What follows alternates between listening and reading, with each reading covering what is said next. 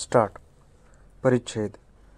याचिकाकर्तीने प्राप्तिकर कायदा 1961 च्या कलम 179 अन्वये आयकर अधिकाऱ्यांनी दिनांक 22 डिसेंबर 2017 रोजी पारित केलेल्या आदेशास, ज्याद्वारे 2008, 2009 आणि 2009-2010 या निर्धारण वर्षाकरिता मेमर्स ऑटोमेशन प्रायव्हेट लिमिटेड या कंपनीकडून देय असलेल्या कथित कराराकरिता याचिकाकर्तीस जबाबदार धरण्यात आले, त्यास आव्हान दिले आहे.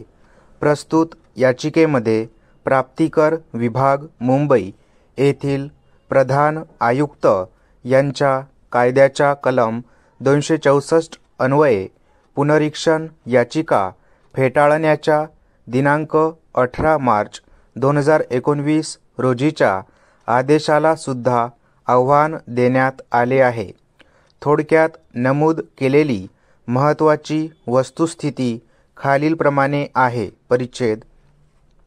कायद्याच्या कलम 179 अन्वये दिनांक 12 जानेवारी 2017 रोजीची कारणे दाखवा नोटीस याचिकाकर्तीवर बजावण्यात आली, ज्याद्वारे निर्धारित कंपनी तिच्या उपलब्ध पत्त्यावर आढळून आली नसल्याने आणि तसेच उपलब्ध निधी अपुरा असल्यामुळे बँकेच्या खात्यावर टाच आणूनही देयकर वसूल होऊ शकत नसल्यामुळे संचालक या नात्याने याचिकाकर्ती विरुद्ध वसुलीची कार्यवाही का सुरू करण्यात येऊ नये याची कारणे याचिकाकर्तीस देणे आवश्यक होते.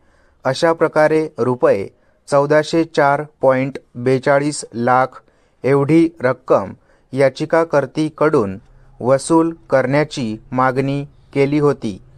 दिनांक 23 ऑक्टोबर 2017 रोजीच्या कारणे दाखवा नोटिसीला उत्तर देताना देयकराची वसुली न करणे याच्या संबंध कंपनीच्या कारभारासंदर्भात याचिकाकर्तीकडून झालेल्या पूर्णतः दुर्लक्ष, अपकार्य किंवा कर्तव्यभंग या बाबींशी जोडता येणार नाही, हे सिद्ध करण्यासाठी याचिकाकर्तीने अशी भूमिका घेतली की याचिकाकर्तीस कंपनीची संचालक या नात्याने KPL या फायद्यासाठी विशिष्ट प्रकारे काम करण्याची कोणतीही मोकळीक, अधिकार किंवा स्वातंत्र्य नव्हते आणि कंपनीच्या कारभारावर तिचे कोणत्याही प्रकारे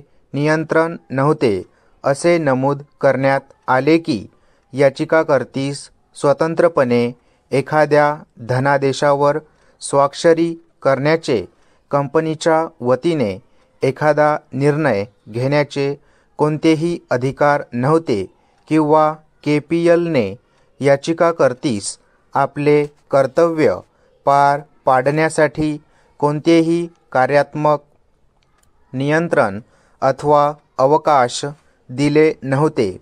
असेही नमूद करण्यात आले की याचिकाकर्तीकडे कोणतीही कार्यात्मक जबाबदारी देण्यात आली नव्हती आणि तिला किंवा तिचे पती श्री प्रकाश कामत, जे कंपनीचे भागधारक आणि संचालक होते, त्यांनासुद्धा KPL मधून कोणीही माहिती देत नव्हते.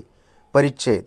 याचिकाकर्तीकडे कार्यात्मक नियंत्रण आणि निर्णय घेण्याचे अधिकार नव्हते हे विशद करण्यासाठी कारणे दाखवा सूचनेच्या सदर उत्तरांमध्ये काही तपशील नमूद केले होते. त्या संदर्भात प्रस्तुत याचिकेमध्ये दृढ कथन सुद्धा करण्यात आले आहेत. सुस्पष्टतेसाठी त्याकडे थोडक्यात निर्देश करणे योग्य ठरेल. त्यामुळे निर्धारित कंपनी स्थापन करण्यामागील आणि त्या संदर्भात विविध संस्थांमध्ये करण्यात आलेले करारनामे यामागील पार्श्वभूमीसुद्धा देता येईल. याचिकाकर्तीचे पती श्री प्रकाश कामत यांनी बेस्ट मध्य आणि पश्चिम उपनगरी रेल्वे इत्यादी विविध सार्वजनिक वाहतूक व्यवस्थांमध्ये वापरता येण्यासाठी स्मार्ट कार्ड आधारित उपाययोजना विकसित केल्याचे सांगण्यात आले आहे. याचे यशस्वीरित्या प्रयोग करण्यात आले आणि श्री प्रकाश कामत आणि बेस्ट आणि मध्य रेल्वे यांच्यामध्ये सन 2006 मध्ये करारनामा करण्यात आला.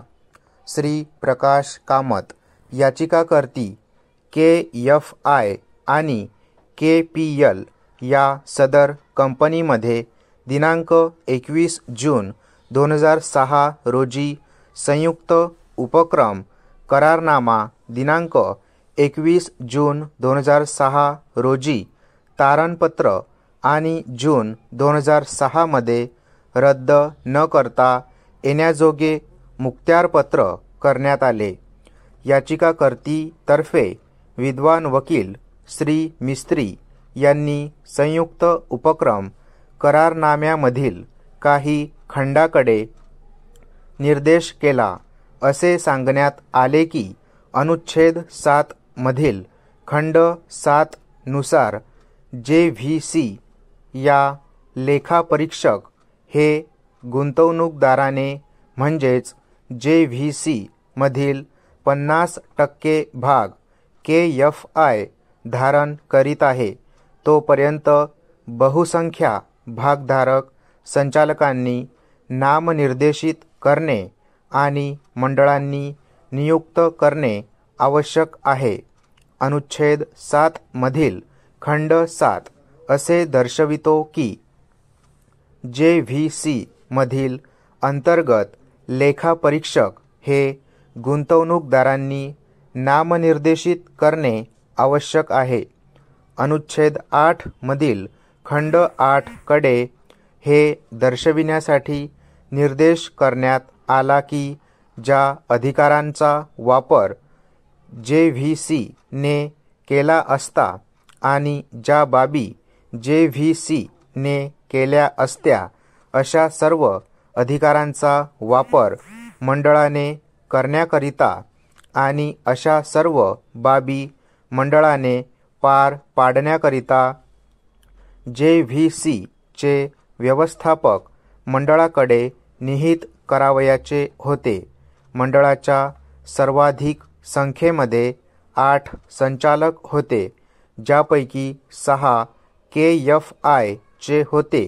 ही बाब ठळकपणे निदर्शनास आणण्यासाठी अनुच्छेद 8 मधील खंड 8 वर भिस्त ठेवण्यात आली. स्टॉप.